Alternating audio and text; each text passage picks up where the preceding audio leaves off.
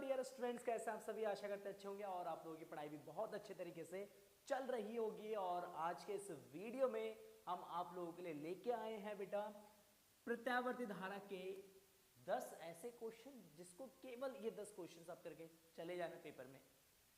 इन 10 numericals से बाहर कुछ नहीं आने वाला है, ये मेरी गारंटी बेटा, ये मेरा एक्सपीरियंस है।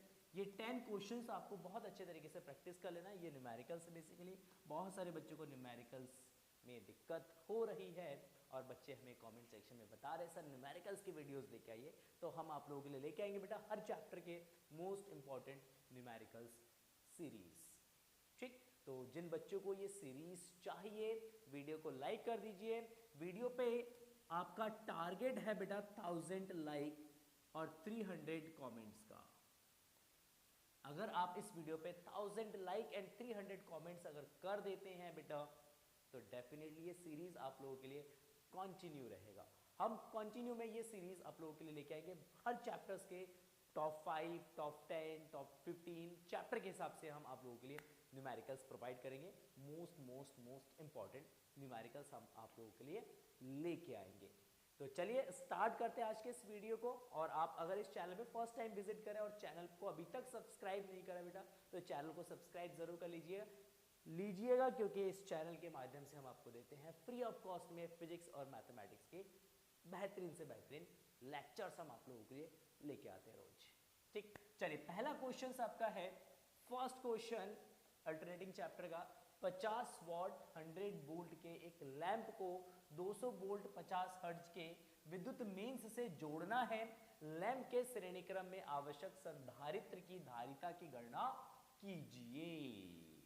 किसकी गणना करना भाई? उस लैंप के साथ श्रेणीक्रम में आप कितना संधारित्र जोड़ेंगे, उस संधारित्र का मान आपको निकालना है। ठीक, क्वेश्चंस आया भी है बोर्ड एग्जाम्स में और आने वाला भी है। ठीक, देखिए करना क्या है इस क्वेश्चन में, किस तरीके से करना है। तो कह रहा है हमारे पास एक लैंप है। लैंप का मतलब हो गया उसके पास एक रेजिस्टेंस होगा भाई, एक लैंप। ठीक, इस लैंप को ऑपरेट करने के लिए हमें कितना पोटेंशियल चाहिए भाई? हमें इसको लैंप को ऑपरेट करने के लिए हमें चाहिए 100 वोल्ट। बट एक मेंस हमने यहाँ पे लगाया है और उस मेंस के पास कितना पोटेंशियल है भाई? इसका पोटेंशियल है 200 वोल्ट। कितना है? 200 वोल्ट। और इस बल्ब को कितना चाहिए भैया? इस बल्ब को चाहिए 100 वोल्ट। तो इस कैपेसिटर के क्रॉस वोल्टेज कितना होगा और इस कैपेसिटर का वैल्यू कितना होगा, सबसे इंपॉर्टेंट ये आपको कैलकुलेट करना है, ताकि यहाँ पे जो बल्ब है ये फ्यूज ना हो और ये प्रॉपर ब्राइटनेस के साथ ये ग्लो करेगा। ओहो सर, क्या कॉन्सेप्ट लगेगा देखो, एक बेहतरीन कॉन्सेप्ट लगेगा, है ना, क्योंकि अल्टरनेटिंग चैप्टर का हर एक छोटा से छोटा जो कॉन्सेप्ट होता है वो भी बहुत ही सुंदर और बहुत ही ब्यूटीफुल होता है। ठीक, देखिए आप सोच रहे होंगे सर एक सिंपल सी बात है भैया कि अगर 200 वोल्ट हमने यहाँ पे लगाया है, इसके क्रॉस 100 वोल्ट है बल्ब के क्रॉस, ये हमारा सिंपली बल्ब है। ठीक, तो कैपेसिटर के क्रॉस भी वोल्टेज 100 होना चाहिए क्योंकि दोनों श्रेणी क्रम में जुड़ा हुआ है। लेकिन अगर आप ऐसा सोच रहे हैं तो ये एकदम गलत सोच रहे हैं। आपको ऐसा नहीं सोचना है, क्योंकि आप डील किसके साथ कर रहे हैं? प्रत्यावर्ती धारा के साथ डील कर रहे हैं। तो कैसे डील करना है भाई इस क्वेश्चन को? तो हमने बोला देखो, लेट से हमारा जो नेट पोटेंशियल है वो कितना है? वो 200 वोल्ट है। रेजिस्टेंस के क्रॉस पोटेंशियल कितना है? तो हमने कहा 100 वोल्ट है भैया। कैपेसिटर के क्रॉस पोटेंशियल कितना होगा ये निकालना है। कैपेसिटर के क्रॉस कितना पोटेंशियल होगा ये हमें निकालना है। हमने कहा ठीक है, चलो कोई बात नहीं, निकालते हैं। तो हमने कहा देखो सबसे पहले रिजल्टेंट पोटेंशियल का फॉर्मूला यूज करें, V, या ऐसे लिख दो V square is equal to VR का स्क्वायर प्लस VC का स्क्वायर। तो हमने कहा VC का स्क्वायर क्या हो जाएगा? तो VC का स्क्वायर हो जाएगा बेटा, देखो सिंपल यहाँ पे ये जो V का स्क्वायर माइनस VR का स्क्वायर। तो यहाँ से V 200 का स्क्वायर माइनस 100 का स्क्वायर, तो कितना आएगा? देखो 100 का स्क्वायर आप कॉमा ले लेना इसमें से, तो यह बचेगा आपका 2 का स्क्वायर माइनस 1 का स्क्वायर। ठीक, तो हमने कहा VC क्या हो जाएगा भाई? VC हो जाएगा स्क्वायर रूट ऑफ 100 का स्क्वायर, 2 का स्क्वायर 4, 4 माइनस 1 3, तो ये आपका जाए इंटू 3, तो ये 100 रूट 3, 100 रूट 3 वोल्ट। तो हमने कहा जो कैपेसिटर यहाँ पे हमने जोड़ा है भैया, इस कैपेसिटर के क्रॉस पोटेंशियल कितना होना चाहिए? 100√3 होना चाहिए। कितना होना चाहिए? 100√3 होना चाहिए। ओहो सर, इतनी बातें हमें समझ में आ गया। देखो ये जो बल्ब है, इस बल्ब ने, ये जो बल्ब है, इस बल्ब का पावर कितना है? तो ये बल्ब कितना पावर कंज्यूम कर रहा है भाई? ये बल्ब पावर कंज्यूम कर रहा है 50 वॉट। कितना? 50 वॉट। तो बल्ब का power that is Vrms into Irms is equal to 50। Vrms कितना भाई? 200, सॉरी बल्ब का Vrms कितना भाई? 100। Irms is equal to 50। तो Irms हो जाएगा बेटा आपका 50/100 डिवाइड करेंगे तो 0.5 एम्पियर। श्रेणी क्रम में है दोनों, तो इसमें धाराएं सेम है। क्या सेम है भाई? धारा सेम है। हमने कहा ठीक है भाई। ठीक, एक लैंप को 200 वोल्ट 50 हर्ट्ज के विद्युत मीन से जोड़ना। ठीक है, तो हम यहाँ पे क्या करते हैं, जो कैपेसिटर है, इस कैपेसिटर का रेजिस्टेंस निकाल लेते हैं, जिसको हम कैपेसिटर के टर्म्स में बोलते हैं capacitive reactance. Means capacitive reactance का मतलब क्या है भाई?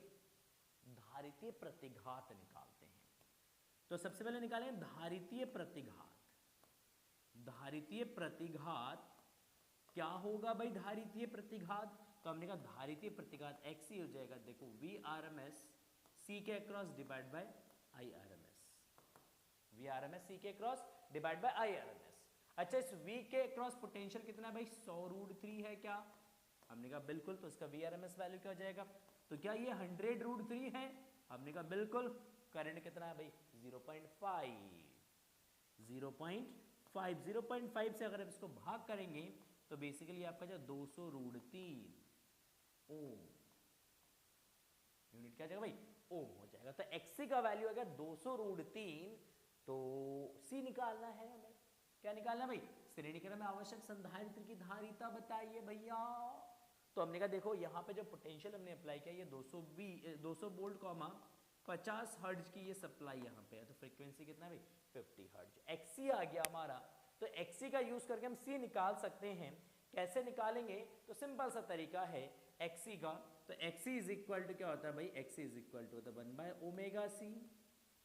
तो हमने कहा यहाँ से C क्या आ जाएगा? तो हमने कहा C बराबर हो जाएगा 1/ωXC। तो हमने कहा ओमेगा क्या होता है? ओमेगा होता है 2πf into C, sorry XC into XC। ओहो बहुत सुंदर। देखो 2π 3.14 गुणा F कितना है? फ्रीक्वेंसी कितना है भाई? 50 हर्ट्ज है, 50 हर्ट्ज, और XC आपका है बेटा 200√3। कितना ये आपका 200√3। ओहो सर बहुत सुंदर। देखो कैलकुलेशंस बहुत टफ होता है, तो थोड़ा सा हमें बुद्धि यूज करना है बेटा, थोड़ा सा बुद्धि यूज करना है। यहाँ पे जो पाई है, इस पाई का मान हम रखेंगे 22/7। 22/7, ये 7 चला जाएगा ऊपर गुणा में। 7 कहाँ चला जाएगा भैया? ऊपर चला जाएगा, गुणा में चला जाएगा। ओहो ओहो सुंदर, अति सुंदर। चलिए देखिए कैसे कैलकुलेशंस करना है। आपको लग रहा है कैलकुलेशंस बहुत टफ है, मुझे भी लग रहा है कैलकुलेशंस टफ है। देखते हैं कैसे इसको हैंडल करते हैं। तो हमने कहा देखो 7/22 गुणे, देखो 2 पंजा 10, क्या ये 100 हो जाएगा? 100 के 2000 से गुणा, सॉरी 200 से गुणा करेंगे तो 200 गुणा 100, ये जगह √3, क्या जगह भाई? √3। चलो बहुत बढ़िया, बहुत सुंदर, बहुत सुंदर। अच्छा कैसे कैलकुलेशंस करेंगे? तो कैलकुलेशंस तो टफ हो रहा है। ठीक है, 2 की 22 से गुणा कर दो, कितना आएगा? 44। तो 7/44, 7/44 √3, और ये 2 0 ऊपर चला जाएगा, 2 2 4 0, तो 10 की घात -4 हो जाएगा। 10 की घात -4 हो जाएगा। अच्छा 2 0 यहाँ से उधार ले लेना, तो इसको ले लेना 700 गुणा 10 की घात -6, है ना? पावर यहाँ पे 2 माइनस कर देना, 2 यहाँ से उधार लेके यहाँ पे 700 के बाद में लगा, मतलब 7 के बाद में लगा देना, 700 हो जाएगा। तो ये हो जाएगा आपका 44√3। तो हमने कहा काटो इसको भाई, किससे काटोगे? 4 से काट दो। 4 एकम 4 बचा कितना? 4 एकम 4 बचा कितना? 3 0 30, 7 चौक 28 बचा कितना?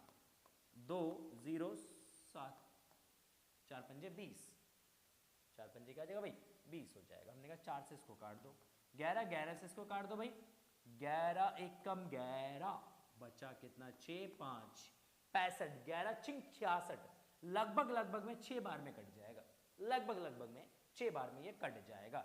बटा रूट 3, बटा रूट 3 गुणा 10 की घात माइनस का 6। अब रूट 3 से इसको भाग करिएगा बेटा, तो इसको ऐसे लिखिएगा, देखो सिंपल कैलकुलेशंस करते हैं, रूट 3 बटा 3 गुणा 10 की घात माइनस का 6, 6 3 से इसको काट दीजिएगा, 5 3 15, बचा कितना 1, बचा कितना 1 3, और इसका वैल्यू रख दीजिएगा 1.73 गुणा 10 की घात माइनस का 6 फैरड। ठीक, इन दोनों के गुणा करके यहाँ पे आंसर लिखिएगा गुणा 10 की घात माइनस का 7। आप तो गुणा कर ही लेंगे, आप तो गुणा कर ही लेंगे, सिंपल सा गुणा बचेगा, यहाँ पे कर लीजिएगा, आंसर आ जाएगा आपका। ठीक है, तो इस तरीके से इस क्वेश्चन को करना था सिंपल। पहले आपको पोटेंशियल निकालना था कैपेसिटर के क्रॉस, फिर करंट निकालना था सर्किट में, करंट और पोटेंशियल का यूज करके एक्सी निकालेंगे, और एक्सी का यूज करके जो है XC is equal to 1 by omega C का यूज करके हम सी का वैल्यू निकाल लेंगे सर्किट का। क्लियर है?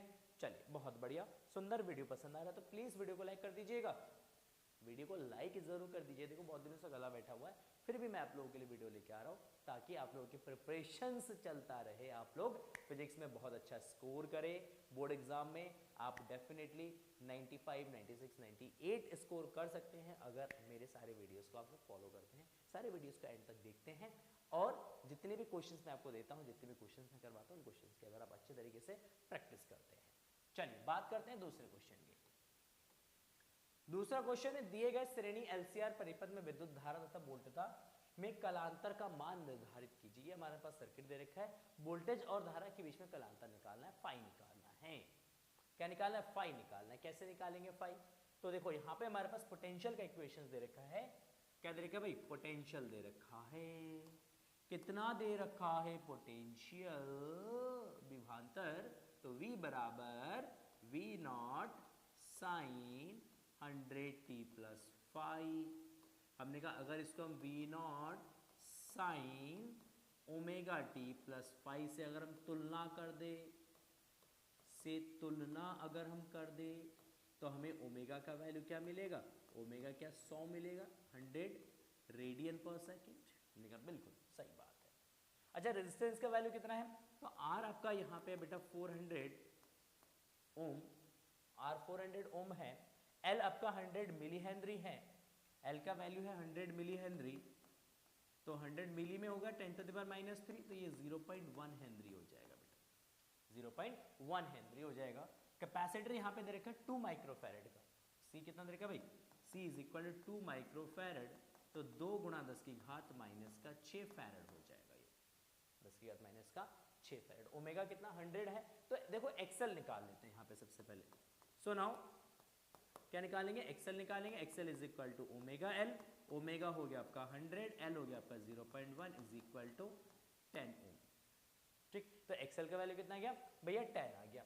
सी कितना है? 2 गुणा 10 की घात माइनस का 6, तो हमने कहा एक्स निकाल दो यहाँ से, तो X is equal to 1 by omega C, 1 by omega C, तो 1 बाय ओमेगा कितना भाई? 100 इंटू सी कितना हो गया? 2 गुणा 10 की घात माइनस का 6, 2 गुणा 10 की घात माइनस का 6। देखो 2 से इसको 4, 2 पावर कटेगा तो 4 बचेगा, तो 1/2 गुणा 10 की घात 4 माइनस का, ये ऊपर जाएगा तो प्लस का जाएगा, तो 10 की घात 4/2।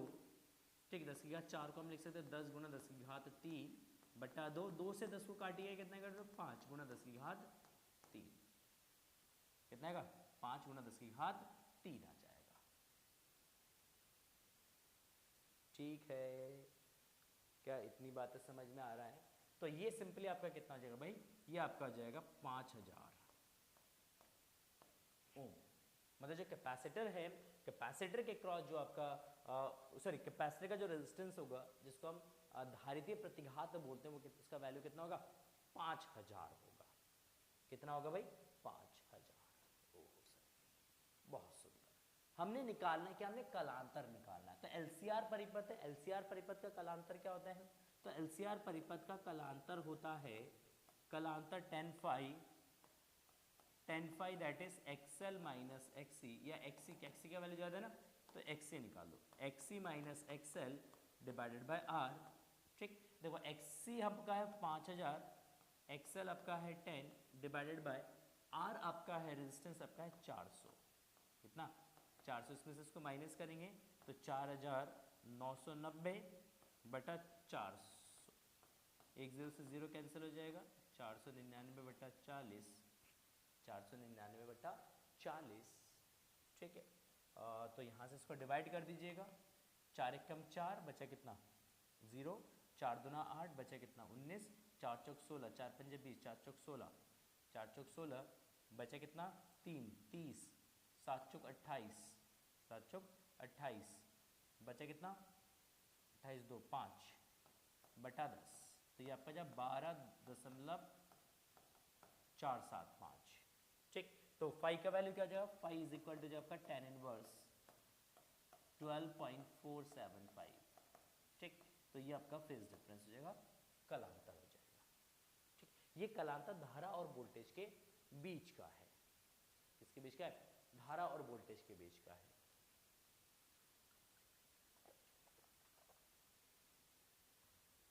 ठीक है, क्लियर है। तो कलांतर के लिए जो सूत्र है वो यूज करेंगे हम भाई, tan phi is equal to XC minus XL upon R use करेंगे हम लोग। चलिए आगे बढ़ते हैं। देखो नेक्स्ट क्वेश्चन यहाँ पे है, चित्र 10.51 में प्रदर्शित प्रत्यावर्ती धारा परिपथ में वोल्ट मीटर तथा अमीटर के पाठ्यांक क्या होंगे, पाठ्यांक क्या होंगे। यूपी बोर्ड 2011 में क्वेश्चंस पूछा गया है, ये हमारा एक सर्किट दे रखा, मोस्ट इंपॉर्टेंट है, सीबीएसई में भी क्वेश्चंस आता है, इंग्लिश मीडियम में भी क्वेश्चंस पूछा जाता है, ठीक है।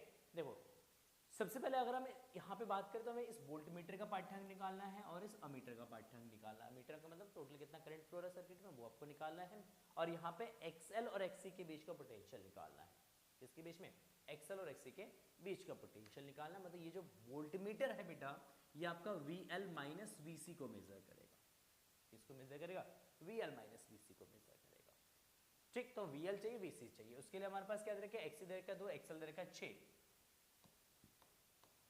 देखो XC दे रखा है आपका 2 ओम, XL आपका दे रखा है कितना भाई 6 ओम, और R जो रेजिस्टेंस हमारा है ये रेजिस्टेंस है आपका 3 ओम। तो सबसे पहले हमें परिपथ की प्रतिबाधा निकालेंगे, क्या निकालेंगे भाई, प्रतिबाधा। क्या है प्रतिबाधा, तो प्रतिबाधा होता है Z बराबर रूट ऑफ XL का square minus R is equal to Z is equal to R square plus XL minus XC का whole square, XL minus XC का होल स्क्वायर। ओहो सर बहुत सुंदर।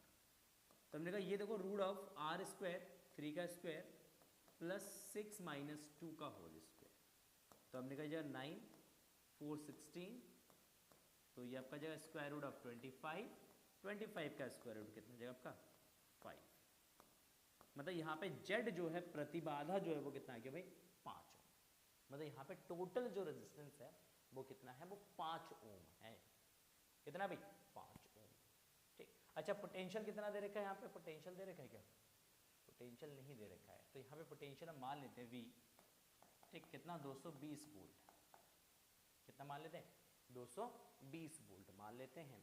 तो परिपथ में धारा, तो धारामापी का पाठ्यांक, धारामापी अमीटर है, अमीटर है, तो फर्स्ट केस में हम निकालते हैं अमीटर का पाठ्यांक।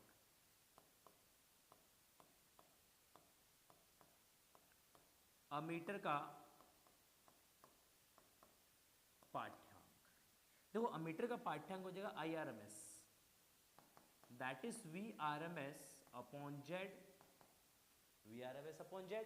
तो इसका VRMS वैल्यू कितना है 220 वोल्ट है, VRMS वैल्यू क्या है भाई 220 वोल्ट है, तो VRMS 220 अपॉन Z कितना है भाई 5 है, Z कितना है 5, ठीक। इसको डिवाइड कर दीजिएगा तो ये आपका आ जाएगा 1 5 चौक 20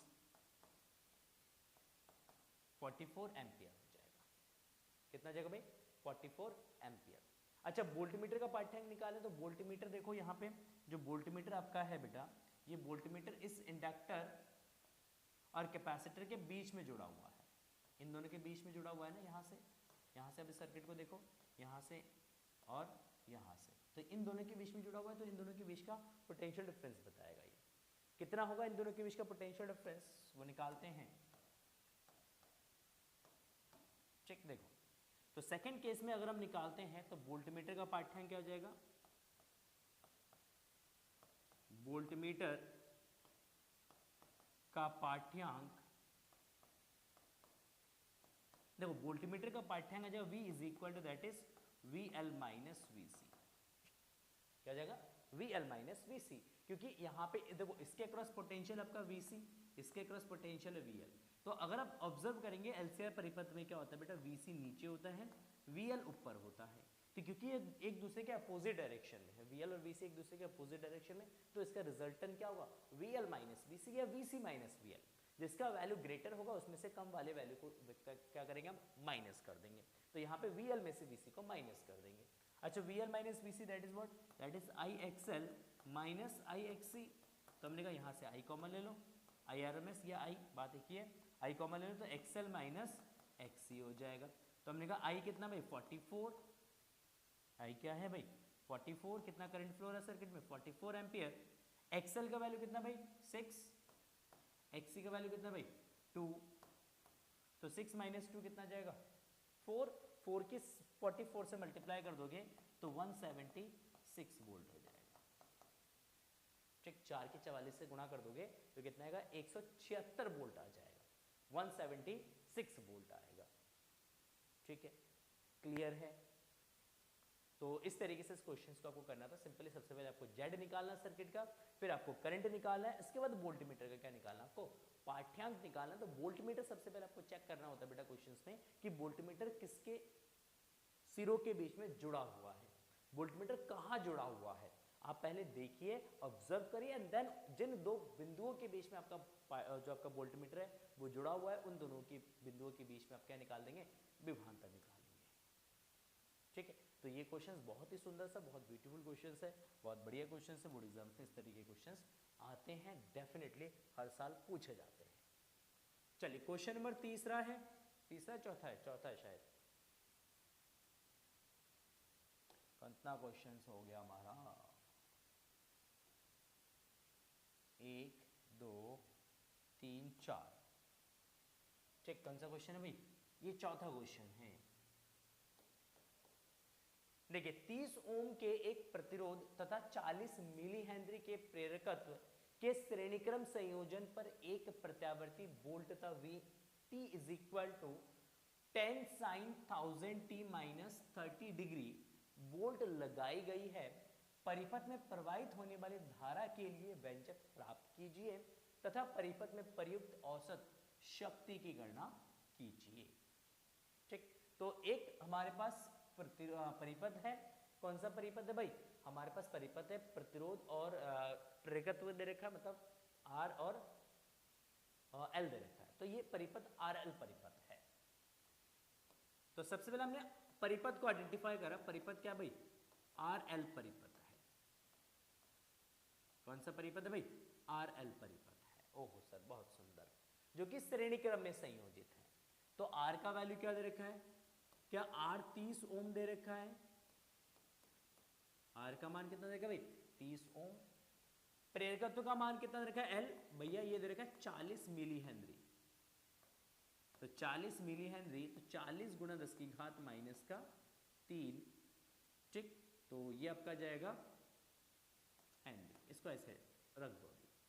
अच्छा, पोटेंशियल आपका देखा जो कि टाइम के साथ चेंज हो रहा है, कितना भाई 10 sin 1000 t माइनस का 30 डिग्री, माइनस का 30 डिग्री वोल्टता लगाई गई है। अच्छा, बहुत बढ़िया भाई।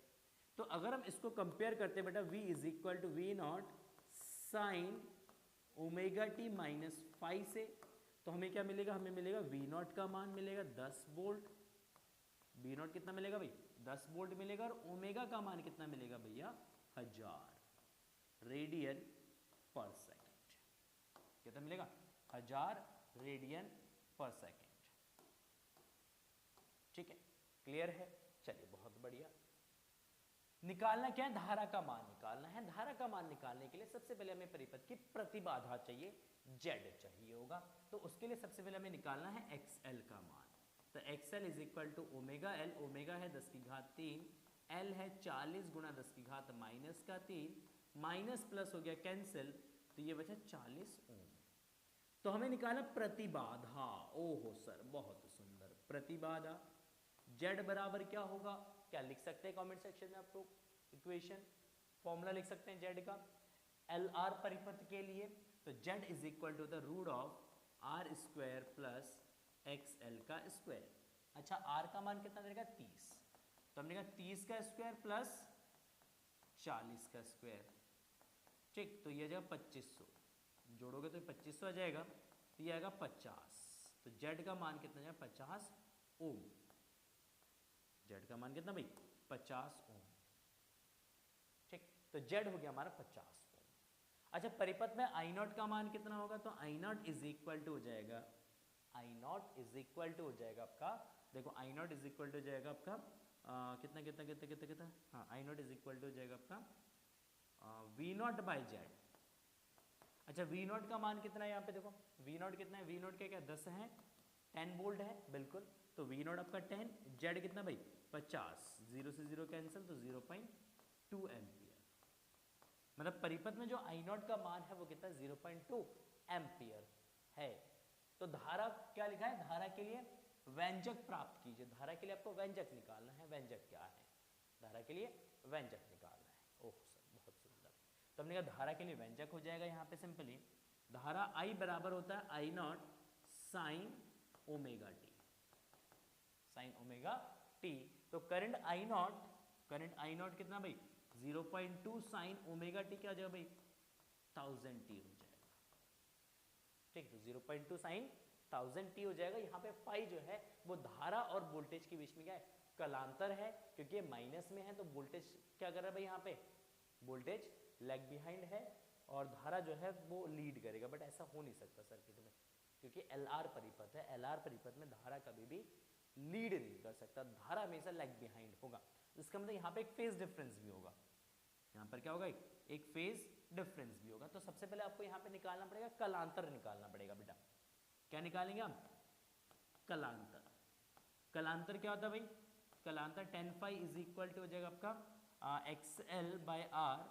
तो एक्स एल बाई आर हो जाएगा यहाँ से, तो एक्सएल हो जाएगा बेटा यहाँ पे, एक्सएल हो जाएगा आपका कितना 50 बटा आर कितना भाई 30, 0 से 0 कैंसिल, तो 5/3।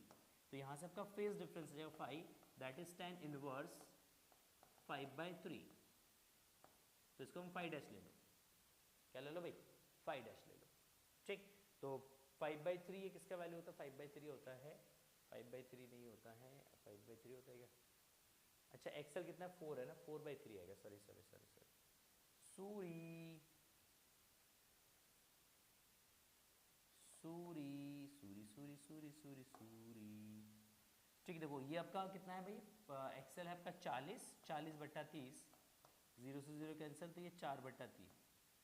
4/3 किसका मान होता है, 4/3 होता है यहाँ पे, 4/3 53 का वैल्यू होता है, ठीक। देखो एक राइट एंगल ट्राइंगल से इसका वैल्यू निकालते हैं।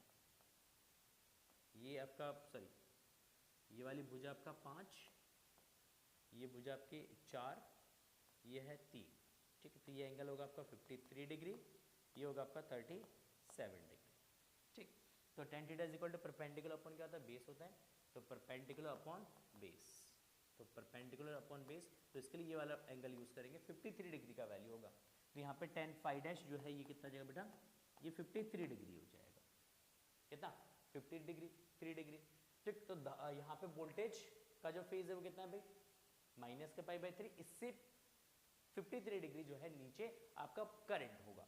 तो करंट का समीकरण हो जाएगा यहाँ पे धारा का समीकरण, धारा का समीकरण, देखो धारा का समीकरण यहाँ पे लिखेंगे, तो धारा का समीकरण लिखेंगे बेटा I is equal to I naught sine omega T -30 minus का 53 डिग्री, -30 माइनस का 53 डिग्री। ओहो सर बहुत सुंदर।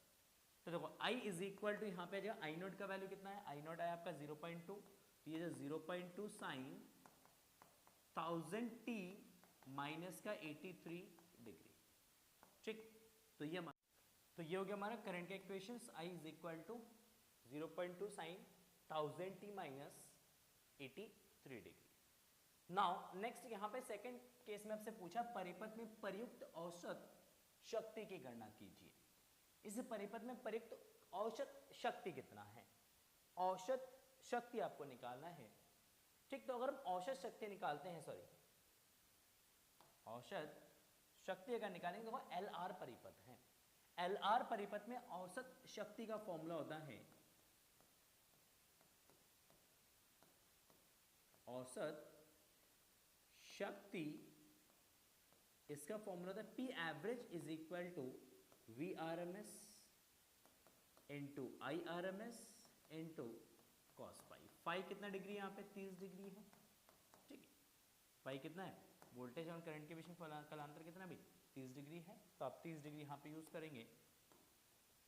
तो देखो पी एवरेज हम क्या लिख सकते हैं इसको, वी आर एम एस को लिखा जा सकता है भाई वी नॉट बाई रूट 2, और आई आर एम एस को लिखा जा सकता है आई नॉट बाई रूट 2, और ये जो कॉस 30 डिग्री।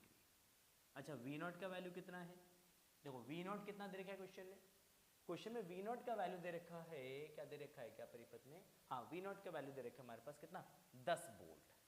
ये जो है ये वी नॉट है आपका, V naught is equal to 10 volt. क्या आई नॉट का वैल्यू आया, तो आई नॉट का वैल्यू आया 0.2 एम्पियर, तो 0.2 एम्पियर सब्स्टिट्यूट कर देंगे आप यहाँ पे। तो ये आपका जो वी नॉट आपका हो गया 10 by root 2, root 2 into root 2 आपका 2 हो जाएगा, इंटू 0.2 और cos 30 हो जाएगा बेटा रूट 3/2। cos 30 क्या जाएगा रूट 3/2। देखो 10 की 0.2 से गुणा करेंगे 2 आएगा, 2 से 2 कैंसिल हो जाएगा, तो ये आपका जो रूट 3/2 वॉट।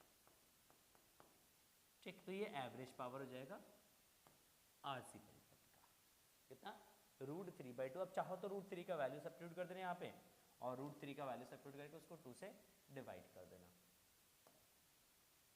ठीक है, आंसर आ जाएगा।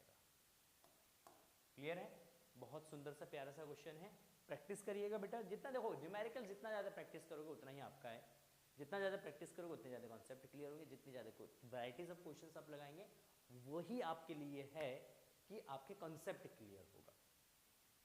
ठीक है, तो कोशिश करिए, आपके पास अगर बुक है तो परचेज कीजिए, बुक नहीं है क्या कह रहा हूँ, अगर आपके पास बुक है तो अच्छी बात है, अगर बुक नहीं है तो परचेज कीजिए।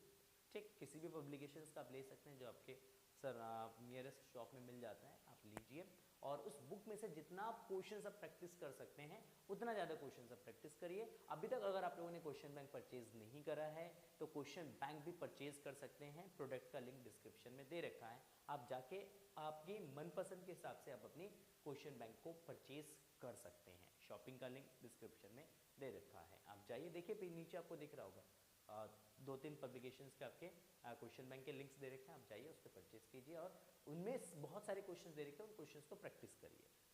ठीक है, जितना ज़्यादा क्वेश्चंस प्रैक्टिस करेंगे बेटा उतनी ज़्यादा आपकी नॉलेज जो है बिल्ड होगा, उतने ज़्यादा कॉन्सेप्ट आपके क्लियर होंगे, और उतनी ज़्यादा टॉपिक के प्रति आपका जो अंडरस्टैंडिंग है वो अंडरस्टैंडिंग लेवल आप लोगों का जो है वो बढ़ जाएगा। इसलिए मैं कहता हूँ फिजिक्स पढ़ना है, फिजिक्स के कॉन्सेप्ट क्लियर करने हैं, तो न्यूमेरिकल जितनी ज़्यादा प्रैक्टिस कर सकते हैं आप न्यूमेरिकल्स को प्रैक्टिस करिए, वैराइटीज ऑफ न्यूमेरिकल्स प्रैक्टिस करिए। ये नहीं कि एक ही टाइप के हमने 20 क्वेश्चंस कर लिए और 20 क्वेश्चन कर लिए सर मैंने तो 20 क्वेश्चन जो है हमने न्यूमेरिकल या 20 न्यूमेरिकल्स मैंने प्रैक्टिस कर लिए, नहीं, आप एक ही टाइप के 2-2, 3-3, 4-4 क्वेश्चंस करिए, और डिफरेंट टाइप्स के क्वेश्चंस करिए, डिफरेंट वैराइटीज के क्वेश्चंस करिए। उससे क्या होता है, उससे कंसेप्ट क्लियर होता है, उससे आपकी अंडरस्टैंडिंग लेवल बढ़ जाती है। ठीक, और जो एक न्यूमेरिकल्स का जो आपके अंदर एक डर है ना, वो डर खत्म हो जाता है आपके अंदर से। ठीक, तो आपके अंदर जो एक न्यूमेरिकल्स का डर बैठा हुआ है कि फिजिक्स के न्यूमेरिकल्स बहुत ज़्यादा टफ होते हैं, न्यूमेरिकल्स हमसे नहीं हो पाता है, तो उसके लिए आपको सिंपली करना क्या है, ज़्यादा से ज़्यादा क्वेश्चंस प्रैक्टिस करना है। कहाँ से करना है, क्वेश्चन बैंक से करिए, बुक आपके पास है तो बुक से आप प्रैक्टिस करिए, नहीं है तो आप परचेज कीजिए, या कहीं से अगर आपको PDF मिल जाता है बुक का तो PDF से भी आप देख सकते हैं। बट करना क्या है भाई, प्रैक्टिस करना है। चलिए बात करते हैं नेक्स्ट क्वेश्चन के। तो क्वेश्चन नंबर 5, क्वेश्चन नंबर 5 क्या कह रहा है, एक प्रत्यावर्ती धारा परिपथ में प्रेरकत्व L, संधारित्र C तथा प्रतिरोध R श्रेणी क्रम में जुड़े हैं। परिपथ से L को हटा लेने पर, परिपथ से L को हटा लेने पर वोल्टता और वैद्युत धारा के बीच π/3 कलांतर, π/3 का कलांतर होता है। यदि L के बजाय C को हटा ले तब भी कलांतर π/3 ही रहता है। परिपथ का शक्ति गुणांक ज्ञात कीजिए। शक्ति गुणांक निकालना है, मतलब cos phi का वैल्यू निकालना है। कौन से परिपथ का भाई? LCR परिपथ का। ओह सर, बहुत सुंदर। देखो, तो सबसे पहले हम बात करते हैं परिपथ कौन सा है। तो परिपथ है LCR परिपथ, LCR परिपथ है। ओहो सर, सुंदर। देखो, LCR परिपथ में शक्ति गुणांक होता है cos phi, तो cos phi होता है बेटा R/Z। क्या होता है भाई? cos phi होता है R/Z। तो R पता होनी चाहिए, Z पता होनी चाहिए, Z का वैल्यू R के टर्म्स में पता होना चाहिए, तो हम cos phi का वैल्यू निकाल सकते हैं। तो उसके लिए सबसे पहला condition, case first. Case first में क्या कह रहा है? अगर परिपथ से L को हटा लेते हैं, अगर परिपथ में से L हटा लेंगे तो क्या होगा भैया? L हटा लेंगे तो परिपथ बचेगा C और R का, तो RC परिपथ बचेगा। तो फर्स्ट केस में जो परिपथ है वो CR परिपथ है, और इस CR परिपथ में जो आपका फेज डिफरेंस है वो दे रखा है π/3। तो हमने कहा फेज डिफरेंस π/3 है, तो 10 phi यूज कर सकते हैं हम कलांतर के लिए। तो ये XC बाई क्या होता है भाई? R होता है। ठीक, तो 10 phi हो जाएगा। 10 π/3 इज इक्वल टू XC/R हो जाएगा भाई। XC/R है, तो इस केस में क्या हो जाएगा? इस केस में हो जाएगा चलो, तो 10 π/3 मतलब 60, 1060 का वैल्यू होता है √3, तो √3 इज इक्वल टू XC/R। तो हमने कहा देखो भैया, XC का जो वैल्यू है ये आ जाएगा R√3। हमने कहा ये हो गया समीकरण नंबर 1। क्या हो गया भाई? समीकरण नंबर 1 हो गया। ठीक, सेकंड केस में आ जाओ। केस सेकंड क्या कह रहा है? केस सेकंड में कह रहा है कि यदि L के बजाय C को हटा दे, अब L नहीं हटा रहे, हम C को हटा देते हैं, कह रहा है, तब भी कलांतर कितना भाई? π/3 ही रहता है, तब भी कलांतर में कोई चेंज नहीं आता, कलांतर π/3 है। हमने कहा ठीक है, कलांतर π/3 है। तो सेकंड के केस में बेटा आपका LR परिपथ है। सेकंड केस में जो परिपथ है वो कौन सा परिपथ है भाई? LR परिपथ। हमने कहा LR परिपथ है, तो 10 phi क्या हो जाएगा? तो 10 phi is equal to XL/R हो जाएगा। क्या जाएगा? XL/R हो जाएगा। ओह सर भाई, बहुत बढ़िया, बहुत सुंदर। तो 10 phi हो गया यहाँ पे बेटा π/3, तो ये आपका XL/R हो जाएगा। 10 π/3 का वैल्यू √3, तो ये XL/R हो जाएगा। तो यहाँ से हम लिख सकते हैं XL is equal to √3R। ये हो गया समीकरण नंबर 2। अगर हम समीकरण 1 और 2 को कंपेयर करते हैं, समीकरण 1 और 2 को क्या करते हैं भाई? कंपेयर करते हैं। देखो, समीकरण 1 और 2 से ये भी R√3 है, ये भी R√3 है, इसका मतलब XL XC का वैल्यू क्या हो जाएगा? आपका सेम हो जाएगा। तो यहाँ पे हम लिख देंगे समीकरण 1/2 से, 1/2 से, देखो 1/2 से क्या करेंगे भाई? देखो 1/2 से आपका XL जो है वो किसके बराबर हो जाएगा? वो XC के बराबर हो जाएगा। तो ये किसकी है स्थिति है? ये अनुनाद की स्थिति है। ये किसकी स्थिति है भाई? ये अनुनाद की स्थिति है। मतलब इस केस में जो आपका LCR परिपथ है वो LCR परिपथ अनुनाद की स्थिति में है। अगर वो अनुनाद की स्थिति में है तो उस केस में आपका Z किसके इक्वल हो जाएगा? इसीलिए जो Z है ये आपका R हो जाएगा। अगर Z R है तो cos phi का जो मान होगा R/Z, that is R/R is equal to 1, means cos phi जो है वो आपका कितना जाएगा? 1 हो जाएगा। ठीक है, तो ये इस क्वेश्चन का सॉल्यूशन है। सबसे पहले हमने रिलेशंस निकाला R और XL के बीच में, R और XC के बीच में, दो इक्वेशंस बनाए। दोनों इक्वेशंस को जब हमने कंपेयर किया, हमने देखा कि XL और XC का वैल्यू क्या आ रहा है अभी? बराबर हो रहा है। XL और XC अगर आपस में बराबर है तो इसका मतलब R किसके बराबर होगा? आपके Z के बराबर होगा। अगर R Z के बराबर है तो इसका मतलब cos phi का वैल्यू कितना जाएगा? 1 हो जाएगा। तो अनुनाद की स्थिति में जो आपका पावर फैक्टर होता है, जो शक्ति गुणांक होता है, उसका मान कितना होता है भाई? 1 होता है। और R जो है वो किसके बराबर होता है? Z के बराबर होता है। ठीक है, तो एक बहुत ही शानदार सा प्यारा सा क्वेश्चन है। ठीक, बहुत कॉन्सेप्ट बेस्ड क्वेश्चन है बेटा। ये जितने भी क्वेश्चन मैं आपको करवा रहा हूँ ये कॉन्सेप्ट बेस्ड क्वेश्चन है। इसमें से आपके कॉन्सेप्ट क्लियर होंगे, कॉन्सेप्ट जो है आपके तगड़े हो जाएंगे, मजबूत हो जाएंगे। क्या हो जाएंगे भाई? मजबूत हो जाएंगे। चलिए बात करते क्वेश्चन नंबर 6 की, छठा की। कह रहे कि एक एलसीआर श्रेणी परिपथ जिसमें 200 ओम का प्रतिरोध है, 200 ओम आएगा यहाँ पे, हाँ ओम का प्रतिरोध है, जो 200 वोल्ट और 500 रेडियन पर सेकंड की कोणीय आवृत्ति वाले प्रत्यावर्ती वोल्टेज स्रोत से जोड़ा गया है। परिपथ में से केवल धारिता को निकालने पर धारा लगाए गए वोल्टेज से कला में 45 डिग्री पीछे रह जाती है। यदि परिपथ से केवल प्रेरकत्व निकाल दे तो धारा वोल्टेज से 45 डिग्री आगे हो जाती है। एलसीआर परिपथ में बहने वाली धारा तथा शक्ति क्षय की गणना कीजिए। परिपथ में कितनी धारा प्रवाहित हो रहा है भाई, और उसकी शक्ति क्षय आपको कैलकुलेट करना। देखो सिंपल, इसी जो इससे पहले वाला जो क्वेश्चन हमने करा था सेम उसी के जैसा क्वेश्चन है, सेम उसी पैटर्न पे क्वेश्चन है। वहां पे भी जब एल और सी को हटा ले रहे थे फेज डिफरेंस हमारा सेम रह रहा था। यहाँ पे भी आपका फेज डिफरेंस सेम रह रहा है, यहाँ पे 45 डिग्री और यहाँ पे भी 45 डिग्री का है। सेम क्वेश्चन है, कर लेना, प्रैक्टिस कर लेना। आप लोगों के लिए होमवर्क में छोड़ देता हूँ क्योंकि सेम क्वेश्चन है, जैसे हमने लास्ट वाला क्वेश्चन किया है same as it is question है। होमवर्क है, आंसर लिखे करिए, सॉरी क्वेश्चन को सॉल्व करिएगा। जो भी आंसर आएगा कमेंट सेक्शन में आप लोग लिखिएगा आंसर को। ठीक, देखना चाहते कितने बच्चे मेहनत के साथ अपने प्रिपरेशंस कर रहे हैं, ईमानदारी से अपने प्रिपरेशंस कर रहे हैं और वीडियो को एंड तक देखते हैं। हर एक क्वेश्चन को वो अच्छे तरीके से सॉल्व करती है, तभी पता चलेगा जब आप इस क्वेश्चन का आंसर कमेंट सेक्शन में लिखेंगे। ठीक, तो आप मेरे साथ क्वेश्चंस को लगाइए और जो भी आपका आंसर आ रहा है कमेंट सेक्शन में आप लिखते चलिए बेटा। ठीक, और दूसरी चीज कमेंट सेक्शन में आपको लिखना है बेटा टारगेट। क्या लिखना है आपका? आपका टारगेट क्या है? आपने अपना टारगेट क्या सेट किया है? आपने अपना टारगेट क्या सेट किया ये कमेंट सेक्शन में लिखना है। 75% आपका टारगेट है या 95% है या 99% है या 100% है? क्या टारगेट अपने सेट किया इस बार 2025 के एग्जाम के लिए? अपना एबिलिटी के हिसाब से जो भी आपने अपना टारगेट सेट किया है तो उस टारगेट को आप अपने कमेंट सेक्शन में लिखेंगे बेटा।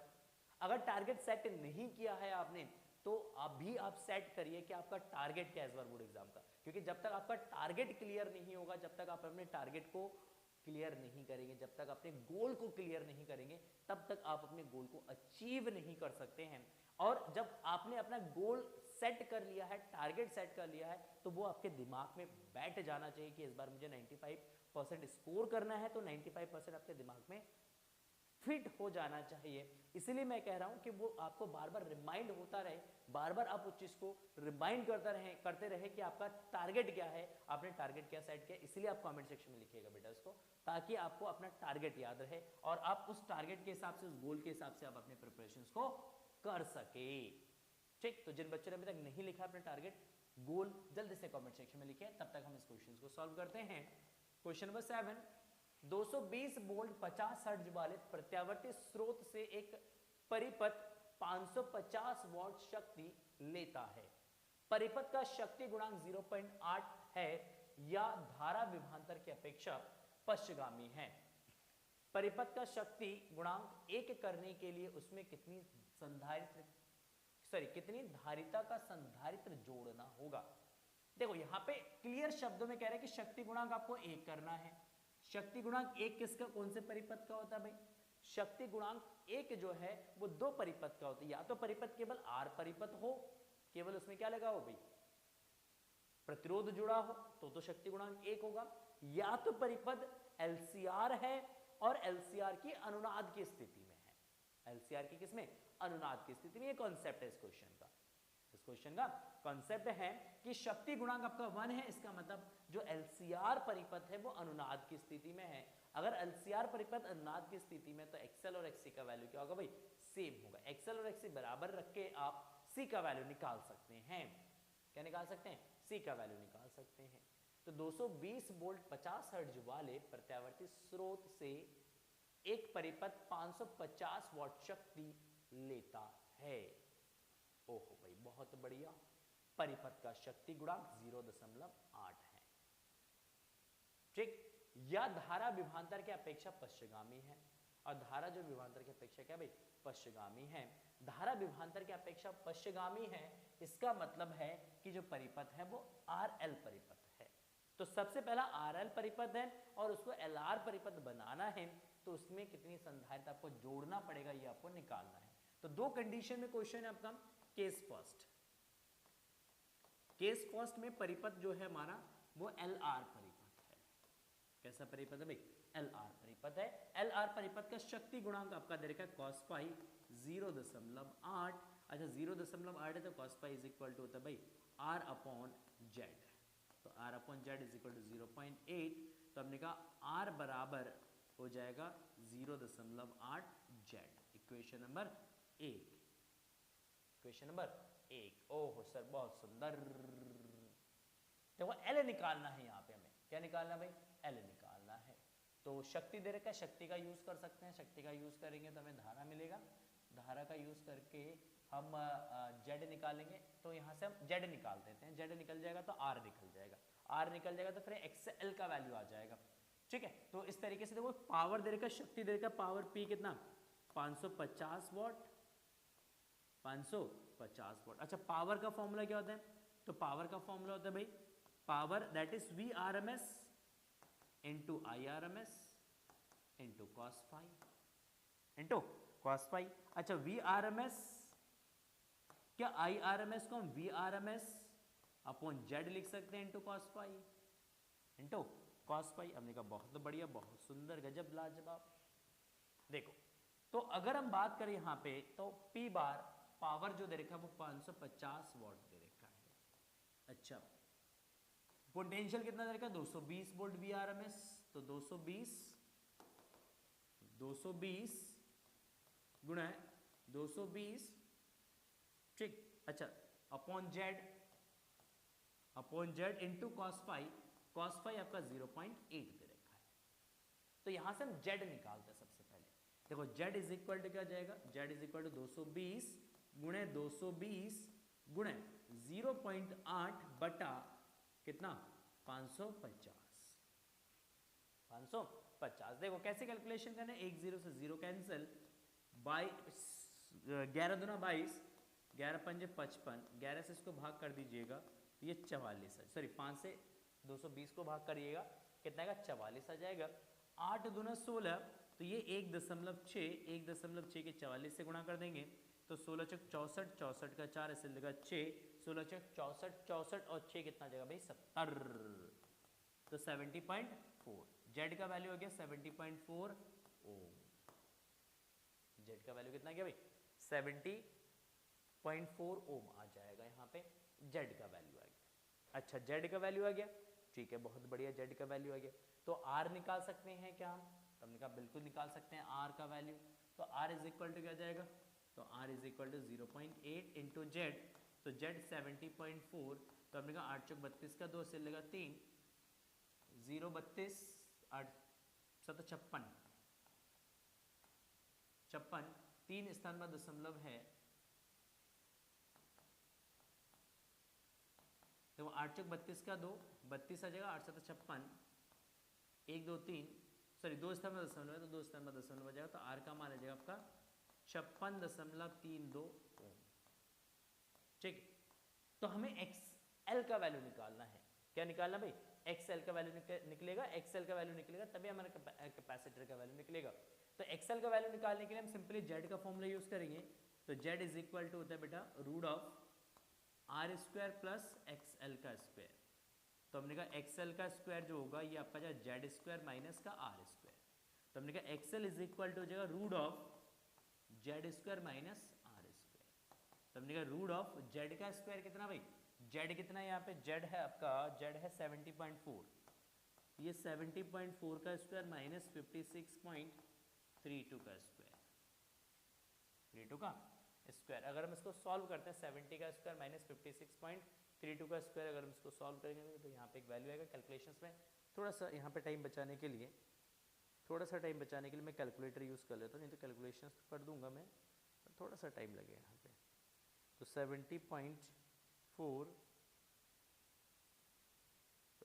4 का स्क्वायर कहाँ से आएगा? डिग्री,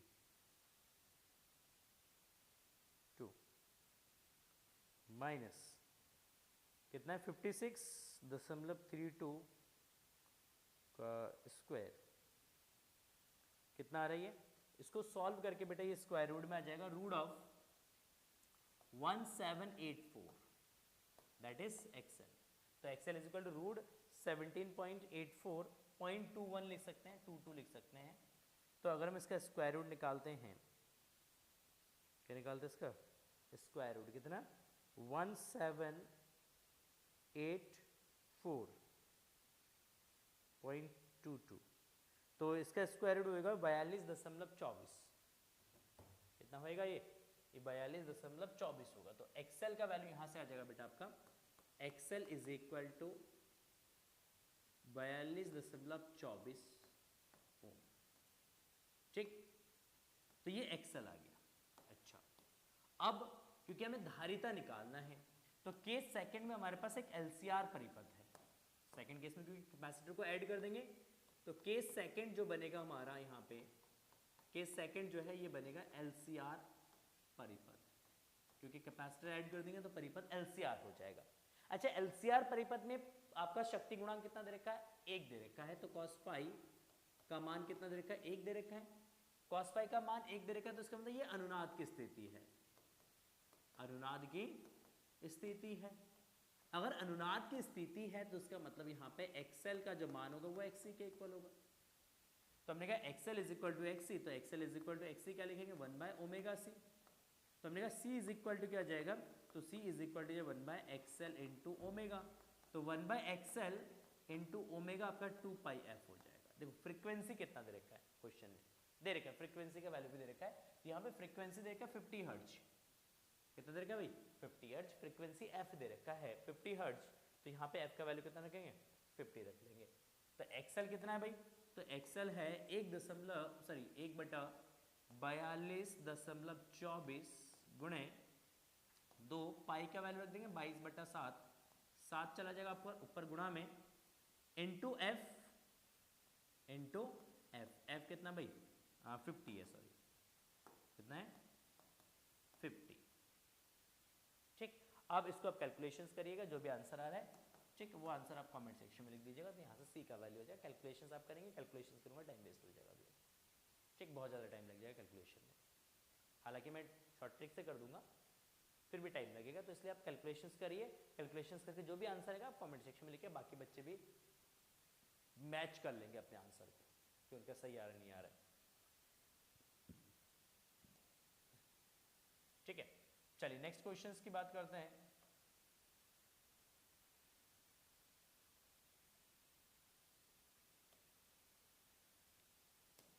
ठीक है, क्वेश्चन नंबर 8। क्वेश्चन नंबर 8, एक अपचयी ट्रांसफार्मर संचरण लाइन वोल्टेज को 2200 वोल्ट से 220 वोल्ट करता है। ठीक, एक अपचयी ट्रांसफार्मर है जो 2200 वोल्ट को 220 वोल्ट में क्या कर देता है, कन्वर्ट कर देता है। क्या करता है भाई, कन्वर्ट कर देता है। प्राथमिक कुंडली में 5000 फेरे हैं। ट्रांसफार्मर की दक्षता 90% है, जिसकी एफिशिएंसी है वो कितना भाई 90% है, तथा निर्गत शक्ति 8 किलोवाट है। निर्गत शक्ति मतलब आउटपुट पावर जो है वो 8 किलोवाट है। गणना कीजिए द्वितीय कुंडली में फेरों की संख्या और निवेशी शक्ति। दो चीज निकालना है, द्वितीय कुंडली में फेरों की संख्या निकालना है आपको और निवेशी शक्ति आपको यहाँ पे क्या करना भाई कैलकुलेट करना है। सबसे पहले दिया है, क्या क्या दिया है वो लिख लेते हैं।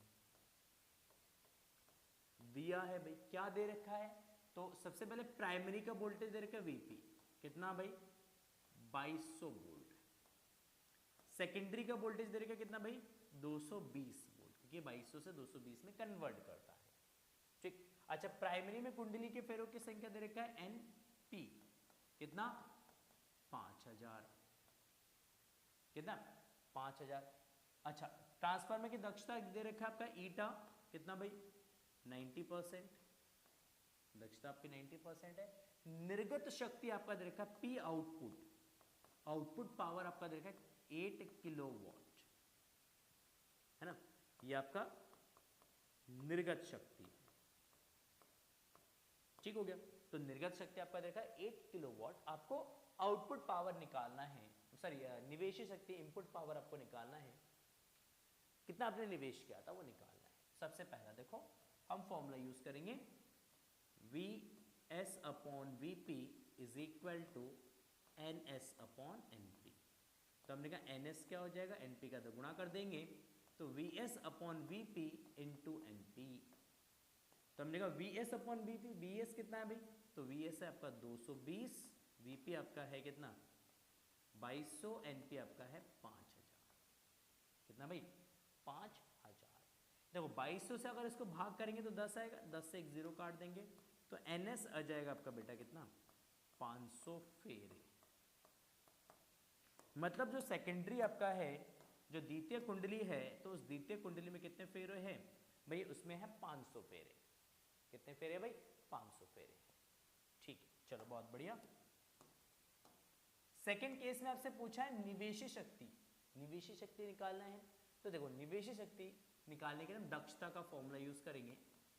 दक्षता ईटा इज इक्वल टू क्या होता है, दक्षता ईटा बराबर होता है निर्गत शक्ति, निर्गत शक्ति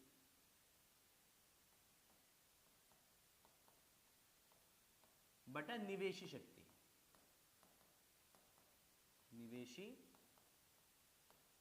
शक्ति, ठीक, गुणा 100 इंटू क्या होता है, परसेंटेज में कन्वर्ट करोगे तो इंटू 100 हो जाएगा। ठीक है, तो दक्षता 90% दे रखा है, तो उसको फ्रैक्शन में कन्वर्ट कर लो, तो 90 बटा 100, 100 को उसको डिवाइड में भेज दो, निवेशी निर्गत शक्ति P output upon P input. ठीक, इससे इसको डिवाइड करेंगे तो 0.9, तो पी इनपुट क्या हो जाएगा भैया, P output divided by 0.9। P output कितना है भाई 8 किलोवाट डिवाइड बाय 0.9, पॉइंट डाल दो, ऊपर 0 लगा दो, 9 से इसको डिवाइड कर दो, ये आ जाएगा 9 8 72, बचा कितना 8.89 kilowatt, that is P input, that is P input. तो P input is equal to 8.89 kilowatt हो जाएगा, 8.89 किलोवाट। ठीक है, तो ये हमारा निवेशी शक्ति हो जाएगा, ये निर्गत शक्ति हो गया आपका 8 किलोवाट। ठीक, ये आपका द्वितीय कुंडली में पेड़ों की संख्या हो गया। क्लियर है? तो ये ट्रांसफार्मर के क्वेश्चंस भी जब भी या तो देखो ट्रांसफार्मर पूछ लेगा या ट्रांसफार्मर में वेस्ट क्वेश्चंस आ जाएगा। एक क्वेश्चंस तो बनना ही है ट्रांसफार्मर से, चाहे वो न्यूमेरिकल्स बने या उसके डेरिवेशंस या जो ट्रांसफार्मर है उसका डिटेल में एक्सप्लेनेशन पूछ सकता है। ठीक, तो अगर आपने चैप्टर 7 का वन शॉट वीडियो नहीं देखा बेटा, अल्टरनेटिंग करंट का वन शॉट वीडियो नहीं देखा, तो जाओ और प्लेलिस्ट में विजिट करो, अल्टरनेटिंग करंट का वन शॉट वीडियो मैंने अपलोड कर रखा है, आप जाइए उस वन शॉट वीडियो के अंदर डिटेल में हर एक चीज़ जो है, छोटी छोटी बारीक बारीक पॉइंट्स भी मैंने आपको एक्सप्लेन कर रखा है। तो हर एक जितने भी वन शॉट आप इस वीडियो के अंदर देखेंगे बेटा, सॉरी इस वीडियो के अंदर करो, इस चैनल में देखेंगे, वो सारे वन शॉट जो है वो इन डिटेल डेप्थ एक्सप्लेनेशन के साथ है। हर एक चीज़ों को मैंने बारीक से बारीक, छोटे से छोटे पॉइंट्स को भी मैंने बड़े डिटेल्स के साथ एक्सप्लेन किया है। तो आपको हर एक वन शॉट वीडियो देखना चाहिए। कहाँ मिलेगा वन शॉट वीडियो? प्लेलिस्ट को विजिट करिए, फिजिक्स का प्लेलिस्ट को विजिट करेंगे, सारे वीडियोस उसके अंदर आपको मिल जाएंगे सीक्वेंस वाइज। ठीक, चलिए बात करते हैं आगे नेक्स्ट क्वेश्चन के। देखो नेक्स्ट क्वेश्चन है आपका क्वेश्चन नंबर 9। क्वेश्चन नंबर 9 क्या करें, यदि ट्रांसफार्मर के प्राथमिक कुंडली में धारा 0.8 एम्पियर से 0.2 एम्पियर तक 4 मिलीसेकंड में कर दी जाए तो द्वितीय कुंडली में प्रेरित विद्युत वाहक बल ज्ञात कीजिए, जबकि अन्योन्य प्रेरण गुणांक 1.76 हेनरी है। बेसिकली ट्रांसफार्मर का क्वेश्चन है बेटा, और ट्रांसफार्मर के क्वेश्चन में इन्होंने अन्योन्य प्रेरण की जो घटना है उसको वेल्ड किया है, दो टॉपिक को मिला के जो है क्वेश्चंस बनाया गया है। ठीक, तो क्या करें, यदि ट्रांसफार्मर के प्राथमिक कुंडली में धारा 0.8 एम्पियर से 0.2 एम्पियर 4 मिलीसेकंड में कर दी जाए, तो सबसे पहले यहां पे देखेंगे धारा में परिवर्तन। क्या भाई, धारा में परिवर्तन। अच्छा, धारा में कितना परिवर्तन हुआ, डेल्टा आई तो डेल्टा आई हो जाएगा 0.8 से 0.2, तो ये जो 0.6 परिवर्तन हुआ, धारा में परिवर्तन हुआ 0.6 एम्पियर का। कितने एम्पियर का भाई? 6 एम्पियर का। ओहो, कितने सेकंड में? 4 मिली सेकंड में। तो डेल्टा टी टाइम क्या हो जाएगा भाई? 4 मिली सेकेंड। तो ये आपका 4 गुणा 10 की घात माइनस का 3 सेकंड हो जाएगा भाई। तो द्वितीय कुंडली में प्रेरित विद्युत वाहक बल ज्ञात कीजिए। द्वितीय कुंडली में कितना विद्युत वाहक बल प्रेरित होगा वो आपको ज्ञात करना है। तो जबकि अन्योन्य प्रेरण गुणांक कितना दे रखा है भाई? 1.76 दे रखा है, एम दे रखा है आपका 1.76 हेनरी। तो द्वितीय कुंडली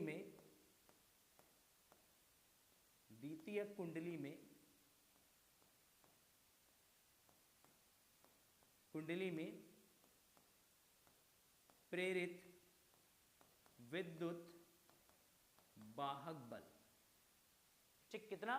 तो प्रेरित विद्युत वाहक बल हो जाएगा, ईएमएफ आपका हो जाएगा, देखो EMF is equal to minus M delta I divided by delta T. ये एक्सप्रेशन होता है minus M delta I over delta T या D I over D T होता है। डी भी लिख सकते हो, डेल्टा भी लिख सकते हैं, ठीक है।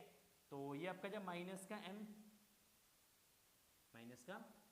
कितना? 1.76 हेनरी इंटू डेल्टा आई कितना है भाई? 0.6। मैग्नीट्यूड ले लेते केवल इसका, क्या ले लेते भाई?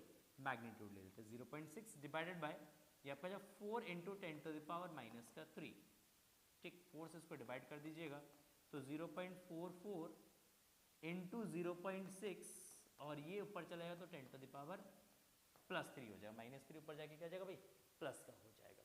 देखो यहाँ से 3 दशमलव हटाएंगे तो यहाँ पे पावर -3 आ जाएगा, यहाँ से हटा दो, यहाँ से हटा दो, तो ये आपका बचेगा क्या भाई? ये आपका बचेगा 44 गुणा 6, तो 6 चक 24 का 4 ऐसे लगा दो, 24 और 2 26, 264 वोल्ट, ठीक है।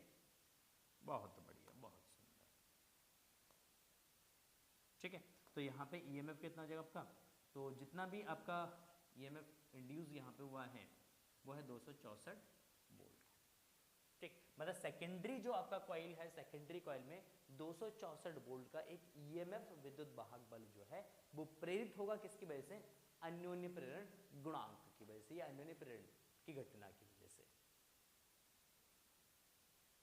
चलिए क्वेश्चन नंबर 10 क्या कह रहे हैं? क्वेश्चन नंबर 10, एक प्रत्यावर्ती वोल्टता का समीकरण V is equal to 200 cos 100t है। वोल्टता की आवृत्ति तथा शिखर मान ज्ञात कीजिए, ठीक। देखिए सिंपल सा क्वेश्चन है। अल्टरनेटिंग करंट जनरेटर जो है, सिंपली जो अल्टरनेटिंग एसी जनरेटर जो होता है, एसी जनरेटर में बेस्ड क्वेश्चन ये। तो V इज इक्वल टू हमारे पास दे रखा है कितना? 200 cos 100t। देखो यहाँ पे इन्होंने हिंट भी दे रखा है, कह रहे हैं कि V0 cos ओमेगा t के साथ इसको कंपेयर करो। तो किससे कंपेयर करेंगे? तो V is equal to V0 cos omega t के साथ इसको कंपेयर करेंगे तो cos ओमेगा t से तुलना कर देंगे। क्या कर देंगे भाई? तुलना कर देंगे। तो अगर हम इसके साथ तुलना करते हैं तो V0 क्या मिलेगा हमें? 200 वोल्ट, और ओमेगा जो है वो आपका आएगा 100 रेडियन पर सेकेंड। कितना आएगा? 100 रेडियन पर सेकेंड। तो हमने कहा V0 इतना है, हमें शिखर मान निकालना था, हमने शिखर मान निकाल दिया, ठीक। फ्रीक्वेंसी जो कोणीय आवृत्ति है वो कोणीय आवृत्ति आ गया आपका 100। तो आवृत्ति क्या हो जाएगा आपका? तो देखो आवृत्ति हो जाएगा F that is 2 pi by omega, sorry omega upon 2 पाई, गलत बता रहा हूं मैं, ओमेगा अपॉन 2 पाई। अच्छा ओमेगा कितना भाई? 100/2 पाई, 2 से इसको काट दीजिएगा, कितना आएगा? 50/पाई हर्ट्ज। इसी में आंसर छोड़ दीजिएगा, पाई के टर्म्स में छोड़ दीजिएगा, 50/पाई हर्ट्ज लिख के छोड़ दीजिएगा आंसर, ठीक है। तो आवृत्ति जो है वो 50/पाई हर्ट्ज हो गया, और आपका जो शिखर मान है वोल्टेज का वो शिखर मान हो गया आपका V is equal to 200 volt हो जाएगा। बहुत सिंपल सा सुंदर सा प्यारा सा क्वेश्चन है। तो ये हो गया हमारे टॉप 10 क्वेश्चंस, कौन से चैप्टर के? अल्टरनेटिंग करंट चैप्टर के। तो आई होप आपने इन सारे क्वेश्चंस को एंजॉय किया होगा, सारे क्वेश्चंस आपको प्रॉपर समझ में आ गया होगा। फिर भी कोई डाउट्स है तो आप कमेंट सेक्शन में जाके कमेंट सेक्शन में लिख सकते हैं, क्योंकि कमेंट सेक्शन आप लोगों के लिए है। आप कमेंट सेक्शन में जाके लिखिए आपको किस चैप्टर का, नेक्स्ट जो चैप्टर है, नेक्स्ट चैप्टर का आप नाम लिख सकते हैं कमेंट सेक्शन में जाके कि आपको नेक्स्ट किस चैप्टर के वीडियोस चाहिए, मतलब न्यूमेरिकल्स चाहिए। तो चैप्टर का नाम लिखिए आप कमेंट सेक्शन में। ठीक, अपना टारगेट, जो भी आपका गोल आपने सेट किया है वो गोल आप लिख सकते हैं कमेंट सेक्शन में। ठीक है, और अगर आपको इस तरीके का सीरीज आपको चाहिए तो आप लिख सकते हैं न्यूमेरिकल सीरीज, ताकि हम आप लोगों के लिए न्यूमेरिकल्स कंटिन्यू लेके आए, ताकि आप लोग अच्छे तरीके से अपने न्यूमेरिकल्स की प्रैक्टिस कर पाए। ठीक है, और इसके अलावा अगर कोई डाउट्स होता है तो आप लिख सकते हैं। किसी चैप्टर का अगर वन शॉट वीडियोस चाहिए आपको तो वो लिख सकते हैं। रिवीजन वीडियो अगर स्टार्ट चाहिए आप लोगों के लिए चैप्टर वाइज, है ना, अगर अभी रिवीजन का टाइम स्टार्ट हो रहा है तो अगर आपको चाहिए कि चैप्टर 1 से लेकर चैप्टर 14 तक आपको one shot 60 minute revision videos चाहिए, जिसमें 60 मिनट 70 मिनट के अंदर ही हम पूरे चैप्टर्स को रिवाइज कर लें, अगर ऐसे वीडियोस चाहिए तो आप कमेंट सेक्शन में लिख सकते हैं। आपकी जो भी डिमांड होगा बेटा, उस डिमांड के बेसिस पे हम आप लोगों के लिए वीडियोस चैनल पे लाते रहेंगे। ठीक है, तो अपना जो भी डिमांड है कमेंट सेक्शन में लिखिए। वीडियो के बारे में जो भी आपका व्यूज है आप कमेंट सेक्शन में जाके लिख सकते हैं। वीडियो पे हमने टारगेट रखा था स्टार्टिंग में 1000 लाइक्स का, तो जिन बच्चों ने अभी तक 1000 लाइक्स में अपना पार्टिसिपेशन नहीं किया है, अगर आपने पार्टिसिपेट नहीं किया है बेटा लाइक्स के लिए, तो आप पार्टिसिपेट करिए, अपने हिस्से का एक लाइक जरूर कर दीजिएगा। वीडियो को अपने दोस्तों के साथ वीडियो को शेयर जरूर करिएगा। चैनल पे फर्स्ट टाइम विजिट करें तो चैनल को सब्सक्राइब कर सकते हैं। मिलते हैं नेक्स्ट वीडियो में, तब तक के लिए thank you so much, bye bye.